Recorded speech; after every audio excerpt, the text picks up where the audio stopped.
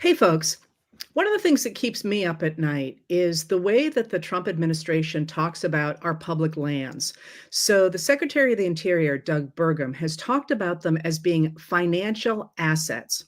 And whenever I get concerned about that, I want to know more about it. I turn to Wes Siler, who is an outdoor journalist who lives in Bozeman, Montana, and has his own Substack that you can look at under Wes Siler's newsletter. So I was on the phone to him the other day trying to figure out something that was happening, and he was throwing so much information at me. I thought, well, this is stupid for me to be asking these questions so I can translate them to people. And I said, would you do this with me live on social media? And he said yes. So I'm thrilled to have you here today, Wes. And thanks for taking the time to come out and help us figure out what's going on with the public lands. Thanks for having me. There's a lot to cover here. Like you say, this is a big topic. So let's start with the basics. Can you walk us fairly quickly through why we even have public lands? What are they, and why should we care about them? Yeah. So public lands are, the story of America itself. Public lands are our national parks, our national forests, BLM lands, wildlife reserves, Bureau of Reclamation lands. It's our nature. It's why we have animals. It's why we have clean air. It's why we have clean water. It's where we go camping. It's where we go hiking. It's where we hunt. Um, and the story of America's public lands is as old as America. And it's one of the things that makes our country so unique, the egalitarian access to lands. It all goes back to trying to ratify the Constitution. So in 1780, you had a whole bunch of colonies trying to become states and trying to work together under the federal government. But the royal charters that had established them gave them grants to land that just sort of like started at the East Coast, because they knew where stuff was there. And then it just went like, north and west. And it was all very vague. It was all very overlapping. And, just they had no idea how far it went or where things were. So the way in which they resolved that and the way in which they sort of made the states have their own defined territories and their own defined areas was to have them all agree. This was a lot of work went into this, to cede everything west of the Appalachians to the federal government. And I'll quote this, for the use and benefit of the United States. And so originally, everything was basically public. Everything was federal. So that's at the very beginning. Yeah. Can you get us through how we ended up in the situation where we are right now, where we seem to have a whole lot of land largely in the American West, that there's a fight over how to use, and then I want to ask you about different ways to use it and why this is on the table. So how did we end up with, you mentioned BLM land, which is Bureau of Land Management, and there's lots of it, and a lot of people in the West seem to think that the federal government should not have it. Yeah. So our land is managed by different agencies. One of the biggest of which is the Bureau of Land Management, and it manages like just that, like it's how many acres? It's 245 million acres, largely west of the Mississippi. It's desert. It's cattle grazing lands. It's the stuff that was left behind after the Homestead Act. It was stuff that left behind after state creation. It was never owned by the states in which it resides. That's sort of a myth that's told by Republicans. It was the stuff that the federal government owns and sort of manages on our behalf. And it's where oil drilling takes place. It's where natural gas comes from. It's where people graze cattle. It's where you ride dirt bikes. And it actually has a ton of value. And one of the myths that's told about it is that you see words like unappropriated. You see words like, J.D. Vance was talking about stuff outside of national parks that's just not being used. And it's just so untrue. It is the American West. It is the story. Okay, so my understanding is that essentially most of the Western land, not all of it, of course, but most of it was land that at the time that the land was getting divided up among largely Eastern Americans, nobody actually wanted that land. The federal government sort of got stuck with it. And then underneath it, they discovered mining and that it was appropriate for cattle and so on. So in fact, it was never owned by the states, and it has not been taken away from the states. No, absolutely not. And if you go back to the Establishment Acts and the state constitutions, when those were created, they specifically, in order to be created and be accepted into the Union, ceded any, in perpetuity, all rights and all claims to that land. So, if you look at the Constitution of Nevada or Utah or Wyoming or Montana, they were established. They agreed that this land belonged to the federal government. It did not belong to them. And it just, the way public land works, the states can't technically manage it. if you look at the constitutions of these states, again, they have for-profit mandates, and they have balanced budget mandates as well. And so if you look at like the costs of managing lands, um, it's just so vast, and it's exposed to natural disasters. And so if you have like a big forest fire, like occurred in Los Angeles recently, and you have that bill, if that bill gets stuck to a state government and they're on the hook for $250 billion, they can't that number can't exist in their ledger. They have to balance that, and they would balance that by selling the lands. And Okay, so so this idea of state control is a myth, and it's just an excuse to sell it.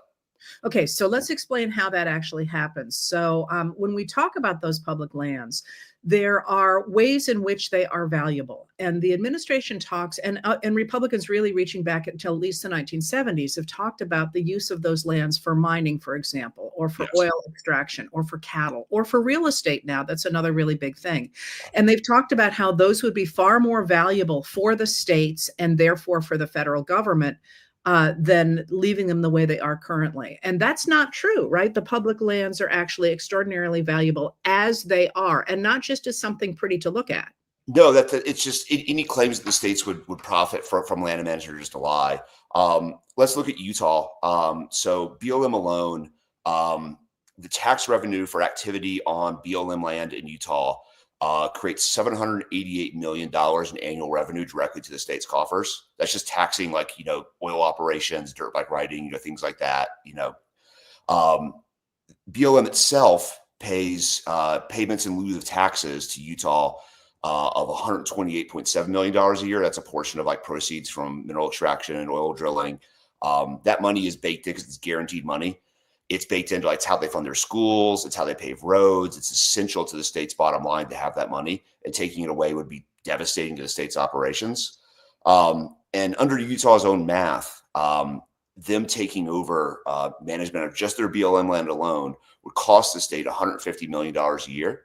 And so, again, with their balanced budget mandate, their for-profit mandate for management, they would have to sell the land to cover at least $150 million a year. And it would just be gone out of public access. And we're talking about, BLM land in Utah. We're talking about like the Slick Rock mountain bike trail outside of Moab, where 100,000 people go to ride bikes every year. Um, you know, there's oil and gas reserves under that trail. The federal government protects access to the public because it's such an extraordinarily unique resource. And if the state that's on the state's list of things that it wants to sell, and that would just be oil derricks and no more mountain biking. Okay, so why I want to get back to the use of this land, but what is the argument for selling it, and how is that not how is that smoke and mirrors? I mean, the argument for selling it is greed. If you look at who donates to Utah's politicians to advocate for land sell-offs, it's the oil and gas industry and real estate developers.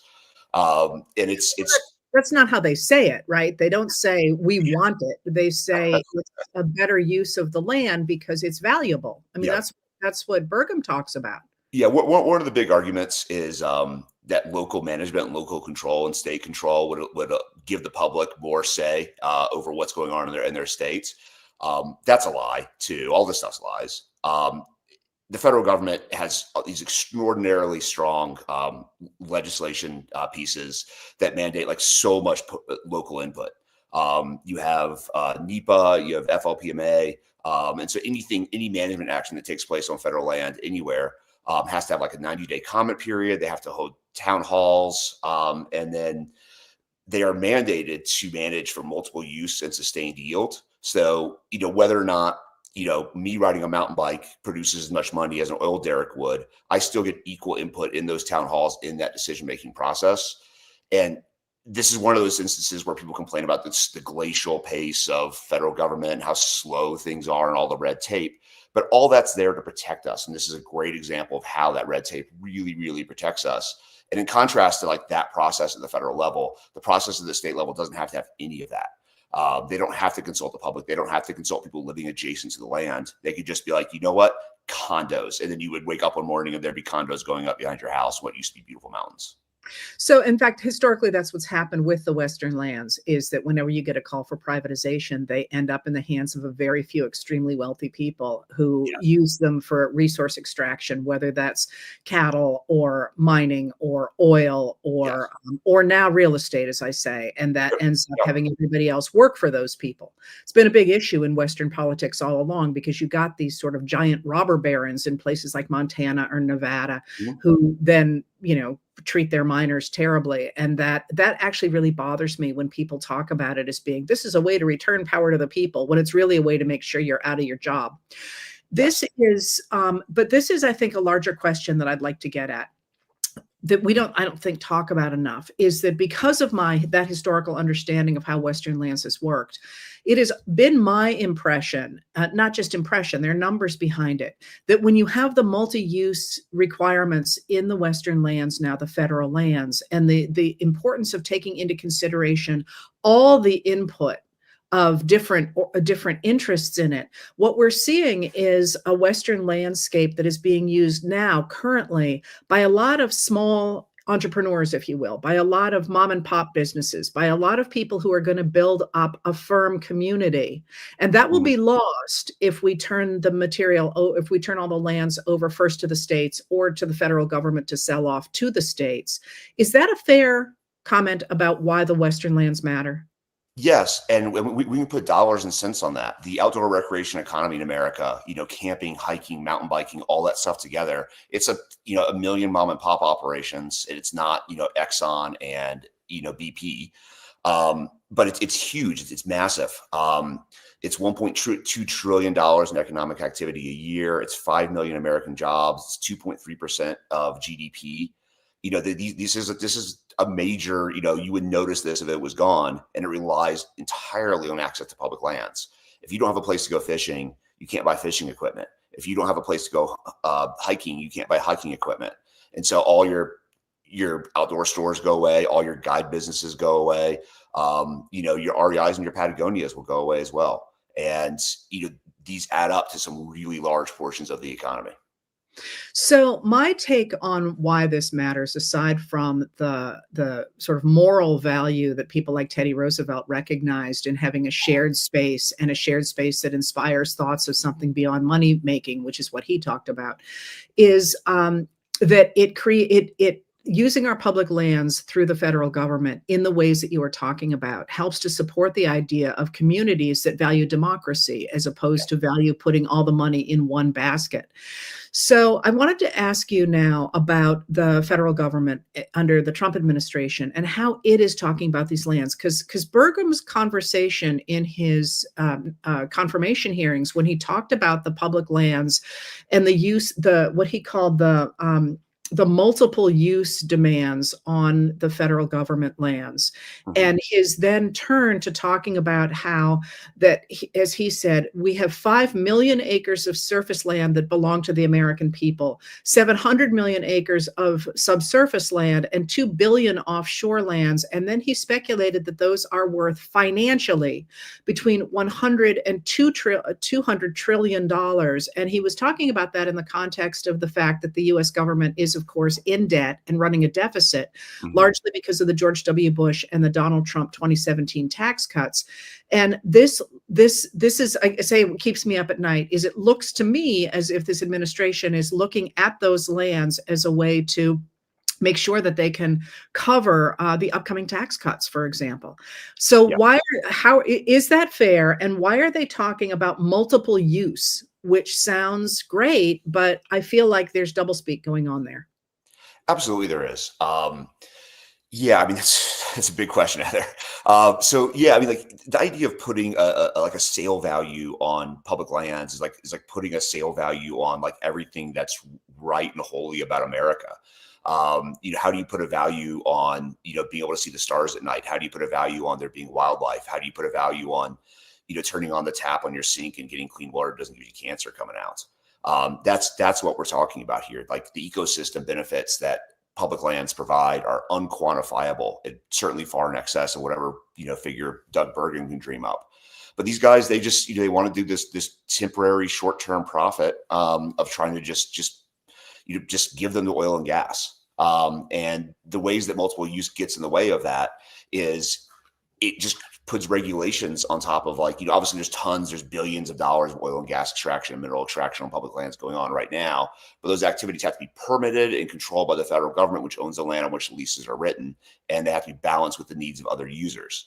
So, again, someone wants to build oil derrick here in Montana and a spot where I hunt elk right now, that has to be considered against my needs as an elk hunter, against the needs of the environment, against the needs of cattle grazing, whatever other operations take place on that land. Whereas if you just gave the land to Exxon could do just wherever the hell they want with it, and that'd be a lot better for Exxon and a lot worse for the rest of us. Well, am I correct that when they talk about multiple use, I understand that the previous administrations have used the concept of multiple use to guarantee that fly fishermen, for example, or that I always think of whitewater rafting companies, which Mhm. are important moneymakers in Yeah. rural areas, Yeah. that they have to be considered. But it sounds to me as if the Trump administration, when it talks about multiple use, is saying, we don't want to look at those things. We want to take those pristine lands or those managed lands and use them for oil and gas. Yeah. So during the Biden administration, they passed a rule called the Public Lands Rule, and it was just correcting sort of decades of imbalance in this decision making process. And again, like we're talking about, like management agencies sitting down and following a very strict and very sort of Byzantine like rulemaking process. And so for a long time, oil and gas had some priority in the decision-making process. So during the Biden administration, they passed public lands rule, and they said, "Hey, let's give equal access to wildlife. Let's give equal access to recreation users. Let's give equal, priority to other stuff beyond just extraction." And so one of the things that just happened was they, through executive order, Trump revoked the public lands rule, so we're back to prioritizing extraction on public lands. But there's still some level of, hey, even though that's our priority, even though that's our dollar and cent bottom line that we're looking at, you do have to consider Wes and Heather wanting to go on a road trip through Montana and see some pretty stuff too, right? So this is, in my understanding, one of the reasons that Deb Haaland at the Secretary of the Interior was so important was because this was a major shift to actually take to recognize an industry that has really grown since the 1970s, the Yes. industry of hiking and rock climbing and dirt biking and hunting and so on as being Yeah. major contributors to the economy, which they're now talking about just erasing and going back to the idea of an extraction economy, which, as I say, is not great, I think, for democracy. That's right? Absolutely. Again, you look at and I'm part of the outdoor recreation industry, and we're relatively young. We're talking about companies, Patagonia would be like one of the oldest, biggest examples, and it's 40 years old, that are learning to have some political power, learning how the process works, learning how to lobby. And we're talking about, again, a million mom and pops, local guide businesses, clothing manufacturers, retail stores. It's a big tent, sort of like Democratic Party. It's a big tent full of a very diverse user group. And then we're going up against the biggest lobby groups in the world, oil and gas, mineral extraction, and they've had centuries to perfect political power, and they have had a long time to capture their politicians. And they have a very clear-cut process of buying off those politicians. And we as granola eating, Patagonia wearing hippies find it very uncomfortable to kind of like play with the same rules. And we, even as we're sort of learning how to do this, we're trying to be like moralistic about it and clean and good about it. And I would argue that we should just fight dirty. My parents ran a hunting and fishing magazine, and my father always said that the best conservationists were the hunters because they recognized how important it was to preserve the lands and the environment for the different kinds of deer. And of course, now we have this wasting disease out west that Oh my gosh, yeah. we are watching with horror, but we're not going to get into that today. Yeah. So that brings me to the obvious place to end here, and that's that if people are concerned about not just the preservation of their favorite natural resource, But also, I think of this larger question of who's going to own the economy, which is really what interests me, because I think from the economy we get the growth of democracy. And within this conversation, we actually have the example of the American West that was so controlled by a very few robber barons, people like Montana, for example, which is literally why we have the idea of people equally being able to elect senators, is because a guy from Montana literally just showed up with bags of money to buy his senatorship. If we are interested in those different aspects of preserving the public lands for true multi-use, for people from everybody from whitewater rafters and mountain bikers to hunters and campers and people who just want to paint or even look at photographs, what should we be doing? So there's a couple of things you can do. Right now, there's nationwide protests being organized by a group called Resistance Rangers about what's taking place on public lands, and very specifically about firing park rangers and things like that, because national parks are obviously our crown jewel of our public lands. So today, in fact, there's protests at almost every national park unit nationwide. If you go to resistancerangers.org, you can find information about that. And they'll be continuing to organize protests every few weeks going forward, as long as we sort of face these threats. You can follow me on my... That's everywhere, not just in every national park unit in the country. There's 433 of them. You'll find them in downtown New York, downtown Washington, D.C., and you'll find them at Yosemite and Yellowstone and Glacier, right? So that's something that everybody can do. You can write and call your senator. That's really important. They're not going to be able to get stuff through without dealing with the filibuster. So even though they control the Senate, they don't have 60 seats. So we can hope for that. They're only going to be able to put so much of this into budget reconciliation. They can transfer parcels of land up to 2,500 acres in size without Congress getting too involved. Congress has a right of refusal on those transactions. It doesn't have to approve them because all of this has to be as complicated as possible. And if you follow me on Substack, westsiler.substack.com, and hopefully subscribe, I'll keep you appraised of all the changes and show you the ways that you can fight back and, keep you informed. So you tune in and, we'll hopefully fight this thing. Well, thank you very much. And I will continue pulling on your expertise for managing how to get through all these Byzantine pieces of our American public lands. But this is a biggie. This one, many of our dismantlings are biggies, but boy, this one speaks right to the heart of who we are as a people. And it breaks my heart to see, first, that it's happening, and second, that so many people are unaware that it's happening. So thank you for being here, and enjoy the rest of your Saturday. And we'll do this again. Cool. Thanks for having me, Heather. Take care. See you soon.